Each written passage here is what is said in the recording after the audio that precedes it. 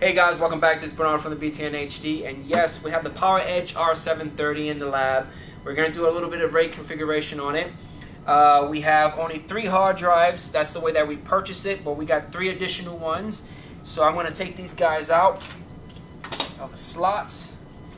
We're going to fill up bay 3, 4, and 5 with some hard drives. We've got 1 terabyte hard drive, 72 RPMs, SATA drives. Goes awesome. That's 1, and that's 3. Awesome. We got 6 of them. Cool. So the configuration that I'm going to be doing, I'm gonna start this guy up real quick. Awesome. Is I'm going to take the first 2 slots. I'm gonna make it as a RAID 1 mirror. That's gonna be our operating system, and then our 2, 3, and 4 is gonna be our RAID 5, and then our 5th one, which should be our hot spare. For now, that's the way I'm going to be configuring it. Not really best practice, but I like doing it that way. This machine is going to be configured with an IIS, Windows Server 2016. I'm super excited about that because I have to start working on my MDT server. Woo! Can you hear that power? Awesome.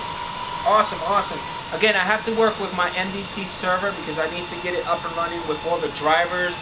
For when the deployment process starts, it can read all the drives and installs the operating system. Now, the operating system that I'm going to be installing is Windows Server 2016, and I'm going to be taking advantage of the latest IIS with Server 2016 because this is going to be our web server. Now, one of the cool things, or what I recommend when you're purchasing a server, is make sure you purchase 2 power supplies. It's always great to have 2 power supplies because of redundancy, best practice. This guy is a beast. I'm kind of sad that I'm not going to be using it as a virtual machine, but it's okay. It's okay. For a web server, it's a monster. And again, we have all 6 drives are 1 terabyte, 72 RPMs. Again, all 6 hard drives is 1 terabyte, and the speed is about 7,200 RPMs. Really fast. And it'd have been cool if we upgraded to maybe a SAS, not a SATA. Okay. So we're booting inside the lifecycle controller. A couple of things that are very important is your firmware update. That is a must. Get inside the firmware update and upgrade it. I'm not going to do that right now. I'm going to do that a little later because this video is all about configuration of our controller, our RAID controller. Hardware configuration, you can actually go inside here and you could do the hardware configuration wizard, which allows you to do the RAID configuration, but I don't like doing it that way. So I'm going to go back. I'm going to go inside the system setup, and I'm going to go inside the advanced hardware configuration part. Within here, we're going to go inside device settings. Now, within device settings, we have a lot of options. We have our integrated NICs. We have 4 of them. The one that we want to go inside the integrated RAID controller, which is the Dell PERC H730 P Mini. You're going to click on that. I'm going to go inside the virtual disk management. I don't really have any virtual disks as of yet.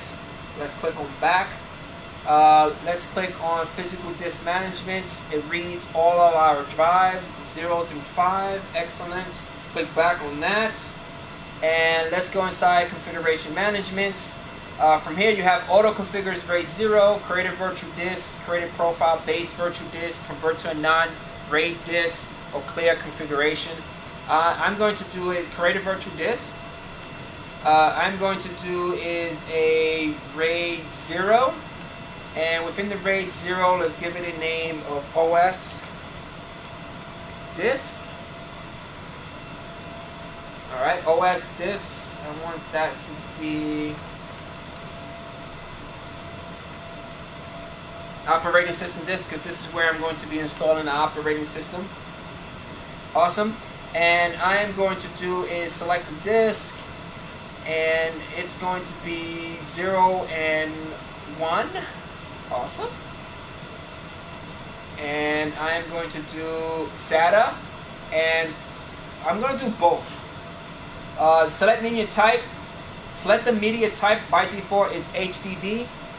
It's not a solid state drive. Selection interface type, they had it on both. It's not a SAS, it's a SATA. And for the logical sector size, I'm going to leave it as both. Once you pick your hard drives, I'm going to pick 0 and 1. You're going to go all the way to the bottom. and we're going to apply changes, and we're going to click OK. Once you do all that, make sure you create virtual disk, and we're going to click on confirm and hit yes, and click OK. Awesome.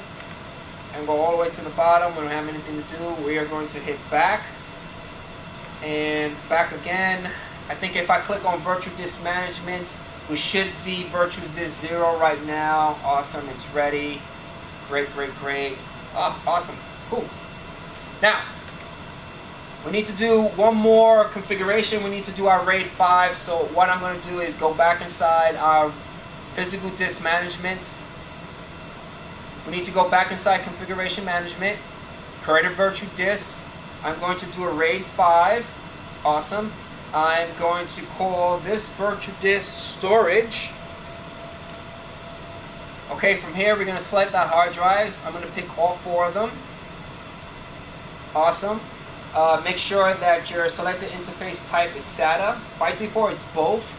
And your logical sector size, I'm going to leave it as both because that's the default. I'm going to apply the changes. I'm going to click OK. And from here, I'm going to leave everything as the default. And I'm going to do is create virtual disk. Click on confirm and click yes. Awesome. And click OK. Beautiful. Now we're going to go back on that. We're going to go back on that. And then let's go back into virtual disk management. And now we see our virtual disk 0 and our virtual disk 1. Virtual disk 0 is our operating system, which I'm going to install the operating system, and our virtual disk 1, which is our RAID 5, that's where I'm going to be storing all our websites and all that information in there. Both of them are ready, and that's it, guys. We will configure our RAID 0 for our operating system, and the rest of the hard drives we configured a RAID 5. I might have to purchase an additional hard drive so I could do the hot spare. Definitely going to be doing that. I just got to see if I have the budget. And I'm going to hit finish on that. I'm going to click finish.